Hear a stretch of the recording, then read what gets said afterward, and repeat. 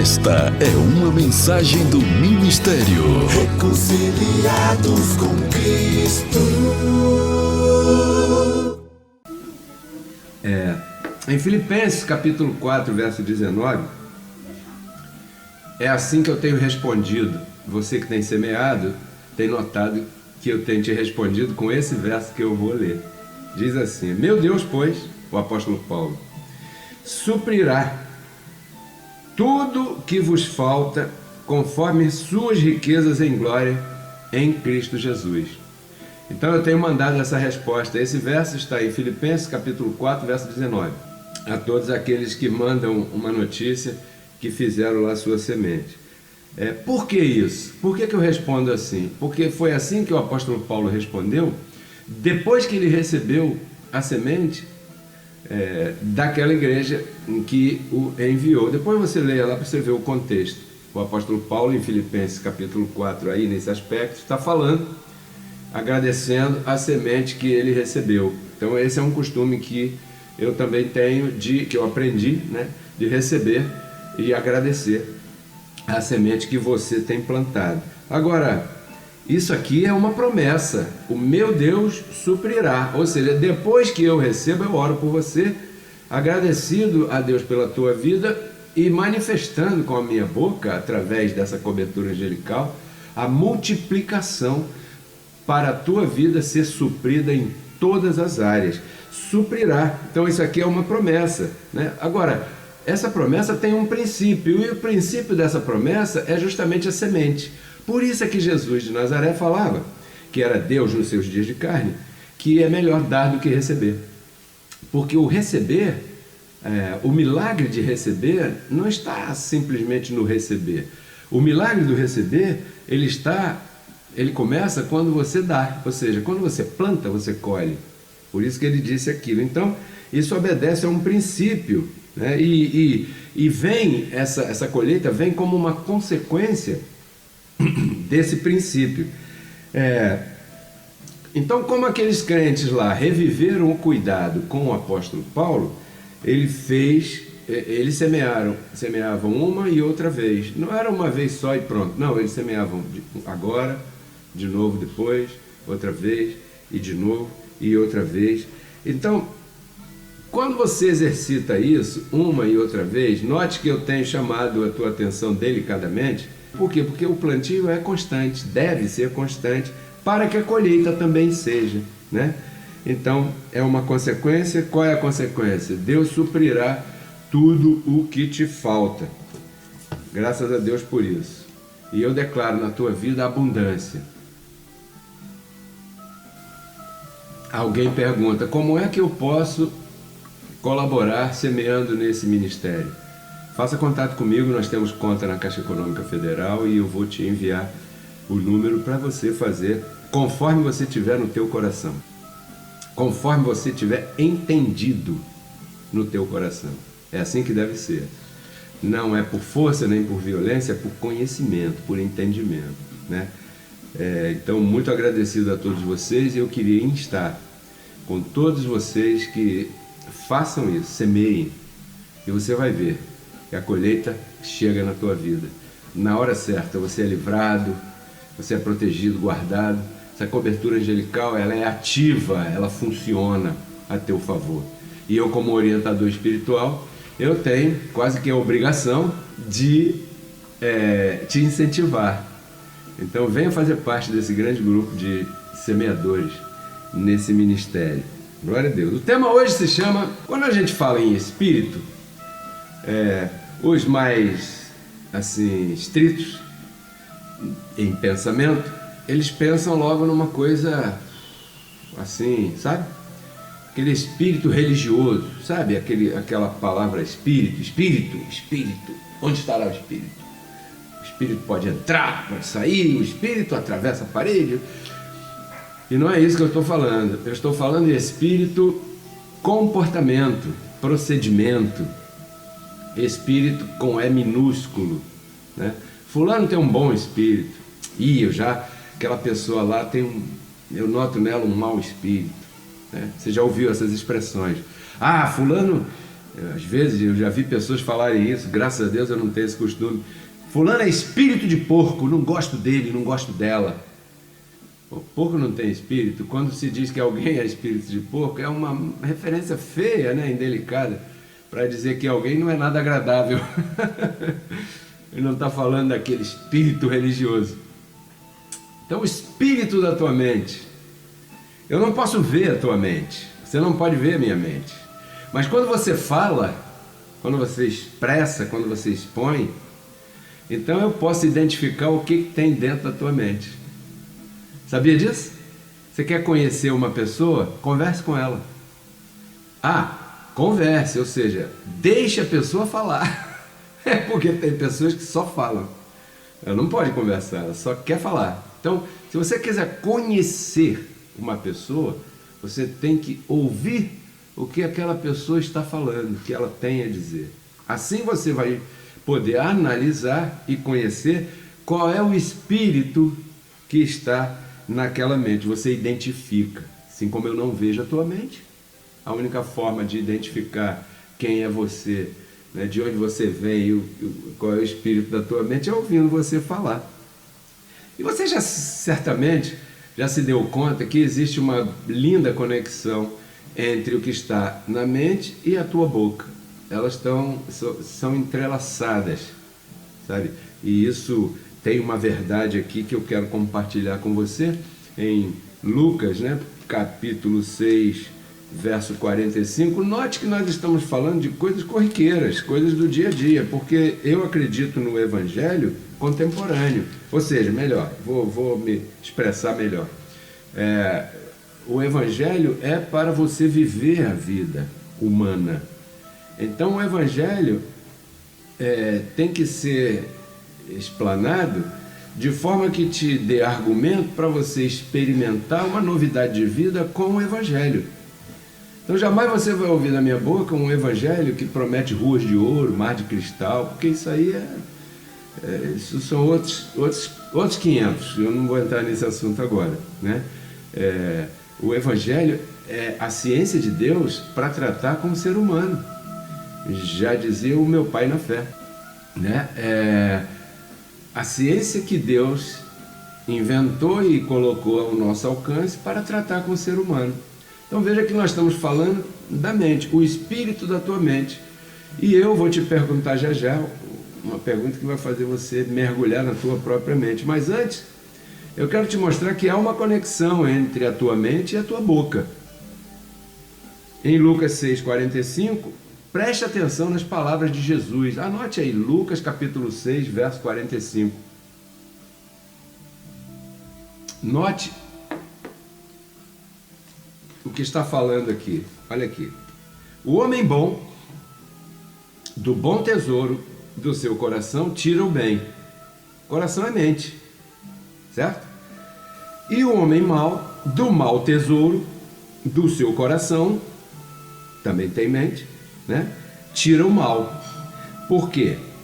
Qual é a conclusão? Porque você nota que ele disse lado A e lado B. Lado A e lado B. Porque da abundância do teu coração fala a boca. Se coração, nesse contexto, é mente, a palavra tesouro aqui significa a informação que você tem na mente. Então, da informação que você tem na mente, você saca para a boca, pela boca, através da boca, com a boca, e aí eu ouço. Agora, aqui está dizendo o seguinte: aquilo que está transbordando na tua mente é o que sai pela tua boca. Se você tem maldade transbordando na tua mente, qual vai ser a tua conversa? Por isso que eu disse. Se você quer conhecer o que está na mente de alguém, você não vê a mente, mas quer conhecer o que está lá dentro, conversa com a pessoa. E ela vai colocar para fora porque está transbordando. E aquilo que está em abundância na mente daquela pessoa é o que sai por sua boca, porque estas têm conexão direta, né? Essa informação aí pode ser boa, pode ser má. Agora, você já percebeu, eu sei que já, que você dá vida com a tua boca, né? Você traz à existência aquilo que você fala. Muitas vezes te aconteceu na tua vida aquilo que você falou. Coisa boa ou coisa ruim. Porque tudo aquilo que você fala tem o poder de criar um meio ambiente, uma situação. Quando você conversa com alguém e expõe um desejo para aquele alguém e depois se despede, vão embora, da próxima vez que aquelas duas pessoas se encontrarem, você e aquela pessoa vai te perguntar assim: e aí? Conseguiu? Aconteceu aquilo que você queria? Conseguiu fazer aquilo que você me disse aquele dia? Por quê? Porque ao expor, você criou na vida daquela pessoa uma expectativa de ambiente. Então, isso sem você se dar conta, quando você fala, isso faz o mesmo tipo de acontecimento com a tua esposa, com teu marido, com teus filhos, dentro da tua casa, e isso cria um ambiente aí. Eu tenho certeza que nesse momento você está pensando: caramba, é mesmo, já me aconteceram coisas que eu falei, se passaram alguns dias, alguns meses, alguns anos, o fato é que aconteceram. E para não ficar aqui no exemplo humano só, o livro mais antigo da Bíblia, o livro de Jó, no capítulo 3, versos 25 e 26, anote, eu não vou ler, está escrito assim, ó: aquilo que eu mais temia me aconteceu. Então Jó falava aquilo que ele tinha temor, o medo. Ele estava com medo. Então, aquilo que ele falava, aquilo que ele mostrava temor, aquilo que ele mostrava medo, ele estava transbordando em sua mente. E ele passava isso pela boca. Claro, sem esse conhecimento, né?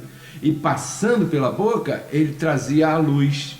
E depois ele chegou a dizer: puxa, aquilo que eu mais tinha medo foi exatamente aquilo que me aconteceu. Sabe como é que se chama isso? Aquilo que está lá em Romanos capítulo 4, verso 17.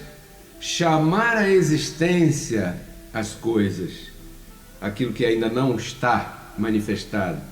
Quando você fala, você está chamando à existência. Por isso é que aqui nós vivemos pelo que falamos. Eu, você aí, nós vivemos por aquilo que falamos. Porque o teu corpo, ele ouve tudo aquilo que a tua mente diz. E a tua mente fala pela boca. Enquanto você só pensa e não fala, está só ali guardado. Mas quando você fala, você traz à luz. Você manifesta aquilo ali. Então, não adianta só cuidar da boca. O salmista Davi, em dado momento, ele falou assim: Senhor, põe uma trava na minha boca, um cadeado bem grande, e joga a chave fora. Para eu não falar bobagem, para eu não falar o que não convém. Era isso que o salmista estava querendo dizer. Põe uma trava na minha boca, um cadeado na minha boca, né? Mas se você para pensar, não adianta você só cuidar da boca. Você tem que cuidar da mente. Porque se você cuidar da boca somente, a tua mente continua transbordando aquilo. Ora, é melhor você cuidar da mente, porque a mente é a fonte daquilo que você vai falar. Porque primeiro está na mente, depois passa para a boca. Nunca é o contrário. E nunca a boca fala de qualquer jeito. Isso não existe. Tudo aquilo que se fala primeiro passou pela mente. O que acontece é que quando eu falo alguma bobagem, porque isso acontece comigo também, é porque eu não peguei aquele pensamento e fiz ele passar por um canal, sabe? Como a gente já passou num pedágio, você entra numa valeta assim, você tem que seguir ali, chega na cancela, se você não pagar o pedágio, a cancela não abre. Então assim eu tenho que fazer com os meus pensamentos. Fazer esse pensamento passar por essa cancela, para eu poder ter tempo e argumento de analisá-lo, para ver se convém passá-lo à minha boca ou não. E de repente eu vou encontrar muitas coisas que eu não devo falar. E dessa maneira eu estou sendo mais sábio. Então é muito mais sábio você cuidar da fonte, que é a mente, e não somente da boca. Porque cuidar da boca sem primeiro cuidar da mente não funciona. Eu já fiz esse exemplo. Creia nisso. Então, o conselho espiritual. Aqui vai um conselho, uma orientação espiritual que está no Evangelho. Efésios capítulo 4, verso 23. Diz assim, preste atenção. Efésios capítulo 4, verso 23. Anote aí. E vos renoveis no espírito da vossa mente. Em outras versões diz, no vosso sentido. Em outras versões diz, no vosso entendimento. Então, qual é o conselho espiritual? Você deve se renovar no espírito da tua mente. Renovar o espírito da tua mente. Como é que eu renovo o espírito da minha mente? Substituindo as informações que você tem pelas informações superiores, melhores. Então, esse conselho, quando eu estava estudando aqui, anotando, fazendo minhas anotações, que eu passo, você não tem ideia, passo aqui dia inteiro anotando, estudando, lendo, pensando, ouvindo também. E eu notei que esse conselho espiritual, essa sugestão, ela aparece na Bíblia em vários lugares diferentes. Aparece aí onde eu te mostrei, em Efésios capítulo 4, verso 23. Aparece em Romanos capítulo 12, verso 2. O Paulo diz, transformai-vos, o apóstolo Paulo fala, pela renovação da vossa mente, do vosso entendimento. Aparece em Colossenses capítulo 3, verso 10, dizendo que é necessário renovar o conhecimento. Aparece em Efésios 1, 18, dizendo que Paulo orava ao Senhor para que o Senhor iluminasse o entendimento das pessoas e dessa maneira elas pudessem entender. E o que eu achei muito interessante, aqui eu entro numa comparação, como tem que ser, é que em nenhum lugar eu encontrei que é necessário renovar o guarda-roupa, que é necessário renovar os costumes. Eu não encontrei que é necessário renovar a música, ou filme que você vê, ou para você dizer que crê em Cristo e participar de uma forma de fé qualquer. Mas quando você chega em determinados lugares, falando de congregações essas assim, a primeira coisa que te orientam é que você deve mudar, ou então proíbem roupa, comida, música, companhia, ambiente. E isso não é bíblico, porque isso não renova a mente. Então isso não funciona, e na época de Paulo já existia esse debate. Eu quero mostrar aqui, por isso que ele escreveu o que está em Colossenses capítulo 2, verso 20. Preste atenção, eu vou ler detidamente. Colossenses 2, 20. Olha o que diz aqui. Se, pois, estáis mortos com Cristo quanto aos rudimentos do mundo, por que vos carregam ainda de ordenanças como se vivesseis no mundo? Ordenanças como, 2 pontos, não pegue, não toque, não prove, né? As quais coisas todas perecem pelo uso, segundo os preceitos e doutrinas dos homens, as quais têm, na verdade, alguma aparência de sabedoria, aparência, sublinhe, aparência de sabedoria, em culto voluntário, em devoção voluntária. Ou seja, Deus não exige. A pessoa se veste daquele jeito porque quer. É uma aparência voluntária. Devoção voluntária. Humildade e em duro trato do corpo. Penitências e sacrifícios. Mas coisas que não são de valor algum contra os apetites da carne. Então aqui cabe uma explicação. O verso começa dizendo que você está morto com Cristo para os rudimentos do mundo. O que significa isso? Significa que quando Cristo ressuscitou, lá em Romanos 6 você encontra mais detalhadamente, quando Cristo ressuscitou, ele te colocou morto aos rudimentos do mundo, morto ao pecado, morto à lei de Moisés e morto em relação à tua própria carne, porém vivo para Deus. E vivo para Deus é espiritual, não é carnal. Então o apóstolo Paulo aqui, ora, se você já está morto com Cristo, por que você se submete a chegar num lugar e um líder te proibir? Porque é o que Paulo está falando aqui. Por que você se submete? A pessoa que se submete a algo assim é porque ela não entendeu ainda o sacrifício de Cristo. Ou seja, a sua mente está com uma informação ruim, errada, que eu quero dizer, equivocada em relação a esse tipo de assunto aqui. Porque se ela tivesse a informação correta, ela não se submeteria à proibição de uma denominação, à proibição de certas religiões, à exigência de certos líderes para poder alcançar algo espiritual. Porque aquele que já teve a sua mente, o espírito de sua mente renovado, esse ou essa já sabem que tudo aquilo que você necessitava em teu espírito, Cristo já imputou quando ressuscitou. Ou seja, você quando veio a esta terra, porque eu estou falando para pessoas que estão vivas, são contemporâneas minhas, são pessoas que nasceram, portanto, depois da cruz. Você quando veio a essa terra, a lei de imputação espiritual, ela já havia sido consumada. Então quando você tomou forma humana através do ventre da tua mãe, você já chegou aqui com o espírito completo por Cristo Jesus.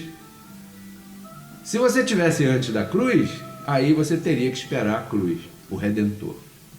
Mas nós já estamos depois do Redentor. O Redentor já redimiu, a redenção já aconteceu. Mas a informação que essa pessoa tem na mente, né, ela mostra o espírito através do comportamento. Quando a pessoa se submete a uma ordenança que não é necessária para o cristão, ela está mostrando que ela não entendeu nada. E se ela não entendeu nada, é porque ela nunca ouviu a informação correta. Por isso esse tema hoje, um tema precioso de crescimento espiritual, de entendimento espiritual. Então a única coisa, a única arma, o único poder que tem poder, a única arma que tem poder contra os apetites da carne se chama mente, com essa informação. Do contrário, essas pessoas que a gente vê aí fora, religiosas, são só isso mesmo, pessoas religiosas, mais nada. São pessoas com aparência de crente, mas as suas mentes estão em outra coisa, estão em outro lugar, estão iguais àquelas pessoas que Jesus falava: este povo me honra de lábios, mas o seu coração, agora você entende o que Jesus estava falando, o seu coração, mente, seu pensamento, sua informação está longe de mim. Você vê as músicas que tem por aí de exaltação a Deus, lindíssimas. Você vê os corais, você vê muita coisa, as pregações, os estudos até desses lugares. Mas as suas mentes estão na lei de Moisés ainda. Está longe, longe, longe de Deus. São pessoas que aparentemente acreditam que Cristo ressuscitou, mas as suas mentes estão presas na lei de Moisés. Olha, vou te falar uma coisa aqui. Deixa eu tomar um gole de café primeiro, peraí. Para a tua informação, para o teu crescimento, lei de Moisés e ressurreição de Cristo, ou melhor, lei de Moisés e Cristo ressuscitado não combinam. Você já pegou um copo, colocou um pouco d'água e depois colocou óleo de soja ou azeite? Faça isso. Depois faça essa experiência. Pega um copo, põe um pouquinho de água e um pouquinho de óleo de soja, pega uma colherzinha e mexa. Misturando. Sabe o que acontece? Não se misturam. Sempre ficam separadas, né? São materiais diferentes. Não ocupam o mesmo lugar no espaço também. É para aqueles que gostam dessa informação de física. Lei de Moisés e Cristo ressuscitado não combinam. Se alguém prega ou ensina a lei de Moisés e ao mesmo tempo fala que Cristo ressuscitou, está num tipo de confusão mental que é o motivo de muitas consequências ruins em suas vidas, porque isso causa uma confusão na cabeça. É como se você estivesse diante de um rio. Eu estou aqui na beira do rio e o rio tem a correnteza para um determinado lado. Então é como se você chegasse diante de um rio e olhasse para o rio, e o rio tem a correnteza para a minha direita e também tem a correnteza para a minha esquerda. Você já viu um rio assim? Não existe um rio assim, cara. Por quê? Porque o rio tem a correnteza para um lado só. Lei de Moisés e Cristo ressuscitado são duas coisas diferentes, e eu vou te mostrar aqui. Não combinam. Primeiro, com a lei de Moisés o pecado estava em pé. Se você ler aqui, por exemplo, bem rapidinho, Romanos capítulo 7, verso 8, olha aqui. Mas o pecado, tomando ocasião pela lei, ou seja, o pecado estava adormecido, já existia, mas estava adormecido, e quando chegou o Monte Sinai, a lei de Moisés, o pecado... Como eu, diz Paulo, como eu conheceria o que é a cobiça se a lei não me dissesse, não cobiçarás? Então o pecado tomou força, tomou ocasião pela lei. Quer dizer que sem a lei o pecado está morto. É isso que diz o verso. Porquanto sem a lei o pecado estava morto. Em Romanos 7,4, Romanos 10,4, diz aqui, ó, muito claro para você, olha aqui, ó. O fim da lei é Cristo, ou seja, o começo da lei é Moisés e o fim da lei é Cristo, na cruz, quando ele disse está consumado. Então a lei acabou ali. Ou seja, enquanto a lei está em vigor, o pecado está de pé. Mas com a ressurreição de Cristo, o pecado foi tirado. Eis aí o Cordeiro de Deus que veio para tirar o pecado do mundo. Então, uma coisa não cabe junto com a outra, não podem coexistir, não podem se unir. Não existe religião judaico-cristã, porque judaico pressupõe seguidor da lei e cristão pressupõe fé em Cristo ressuscitado. Você não pode juntar as mesmas coisas. Você está diante de um rio que está correndo para a direita e para a esquerda ao mesmo tempo. Eu não queria ser um peixe num rio desse, que eu não ia saber para onde eu vou nadar. Assim estão os religiosos por aí, você está entendendo? Tudo por causa da informação que eles receberam. O espírito da sua mente. Esse é o tema de hoje. Então, não cabe pensar que Cristo ressuscitou e ao mesmo tempo que o pecado ainda está vigorando. Porque se Cristo ressuscitou para tirar o pecado do mundo e o pecado ainda está vigorando, significaria que Cristo falhou. Sim ou não? Agora, se Cristo ressuscitou e tirou o pecado do mundo, significa que Cristo é mais poderoso que Adão foi. Porque Adão sozinho trouxe. Nada mais justo do que Cristo sozinho tirar. Porque eu não tenho nada com esse negócio de pecado. Não foi eu que trouxe, eu não autorizei Adão pecar no meu lugar para me representar, eu não assinei nada para ele. Da mesma maneira, a justificação de Cristo não tem nada a ver com o meu esforço. Por quê? Porque isso se chama justiça de Deus. Um fez, o outro consertou. Entendeu? Por isso é que a justificação é grátis. Tinha que ser grátis. Porque, agora, o apóstolo Pedro foi quem ensinou minha culpa, minha máxima culpa. Que você sabe do que eu estou falando. Bom, mas lamentavelmente é assim que as pessoas creem. Elas creem na lei de Moisés e creem que Cristo ressuscitou. Talvez alguém que esteja me assistindo nesse momento e discorde de que eu estou falando, dizer assim, não, lá na minha congregação nós estamos na graça, lá não tem lei não, então nós estamos na graça. Batiza nas águas? Está na lei. Faz jejum? Está na lei. Apresenta a criança quando nasce? Está na lei. Batiza a criança quando nasce? Então está na lei. Faz penitência? Faz campanhas? Então está na lei. Raspa a cabeça? Porque tem lugar, outras religiões que raspam a cabeça. Então está na lei. E quando você está na lei e prega que Cristo ressuscitou, você dá uma informação dupla para o assistente. É como se o professor fosse ensinar que 3 vezes 3 é 9, mas no domingo que vem 3 vezes 3 pode ser 49. Sei lá, qualquer.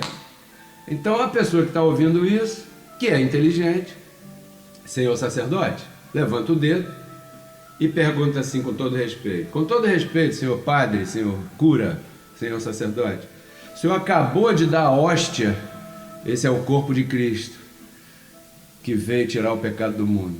E agora o senhor está terminando a reunião, a sua missa, seu culto, dizendo para a gente cuidado com o pecado.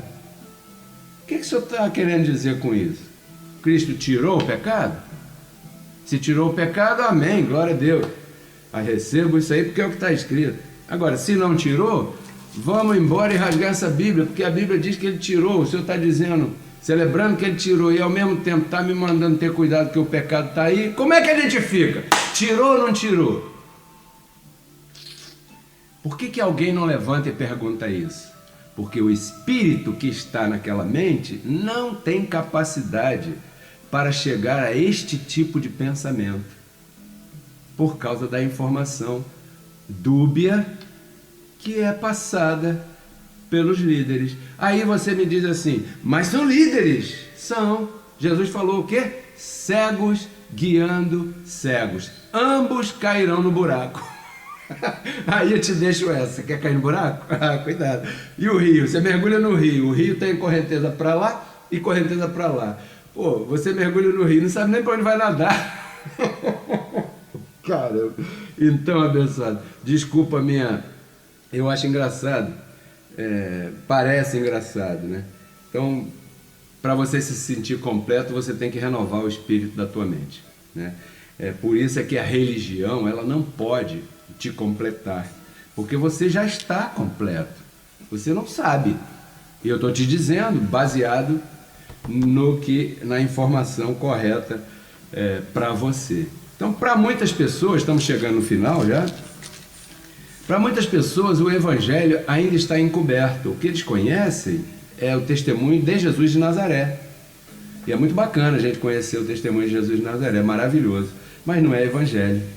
Porque o Evangelho só começa quando Cristo ressuscita. O Evangelho está de Romanos a Hebreus. É aí que está o Evangelho, porque é aí que está a tua posição espiritual. É aí que está a tua herança. Eu não sei se você já recebeu herança. Eu recebi herança quando meu pai faleceu, meu pai, o velho Pedro. Ele deixou uma herança para mim, uma parte dos bens que ele tinha, ele destinou para mim. E eu só pude usufruir daqueles bens depois que ele morreu. É isso que Paulo fala em Hebreus. O testamento só tem validade quando o testador morre. E quando você lê Mateus, Marcos, Lucas e João, o testador está vivo. E se o testador está vivo, isso não pode ser a tua herança ali manifestada ainda, porque o testador está vivo, está caminhando. Tá? Depois que ele passa na cruz e ressuscita, aí você tem a herança. Por isso que o Evangelho é depois da ressurreição, de Romanos a Hebreus. Segundo aos Coríntios 4, verso 3, diz assim, ó: mas se ainda o nosso Evangelho está encoberto, porque está, né? Para os que se perdem está encoberto, nos quais, a estes que se perdem de forma vital, não de forma espiritual, né? De forma física, humana, viver diário, nos quais o Deus deste século, entenda-se, lei de Moisés, Deus deste século, lei de Moisés, cegou os entendimentos deles, para que não lhes resplandeça a luz do Evangelho de Cristo, que é a imagem de Deus. Quer dizer que o Evangelho que Paulo pregava, não Mateus, Marcos, Lucas e João, o Evangelho do reino, o Evangelho da graça, é a imagem de Cristo, a imagem de Deus. Se você quiser ver Deus, você precisa conhecer a informação do Evangelho. Enquanto você não conhece esta informação que eu estou te dando, você está no verso 3. O nosso evangelho está encoberto. Se lembra que Paulo falava que aqueles que estão debaixo da lei estão encerrados para essa fé que seria revelada. As pessoas que participam de determinados lugares que ainda têm ali lei de Moisés, crucifixo, pendurado, essas coisas todas, essas pessoas não podem, estão impedidas de ter acesso no seu entendimento a este evangelho, simplesmente porque lei de Moisés e Cristo ressuscitado não combinam. Eu vou ficar por aqui e vou te fazer a pergunta do milhão: qual é o espírito da tua mente? Responda aí para você mesmo. Te espero terça-feira às 17 horas com mais uma ministração do poder de Deus, da graça de Deus, com o programa Café e Palavra com Pedro Kelly, que sou eu. E tudo isso eu compartilho com você porque eu quero que você renove a sua mente e transforme a tua vida. Tchau. Melhor semana para você.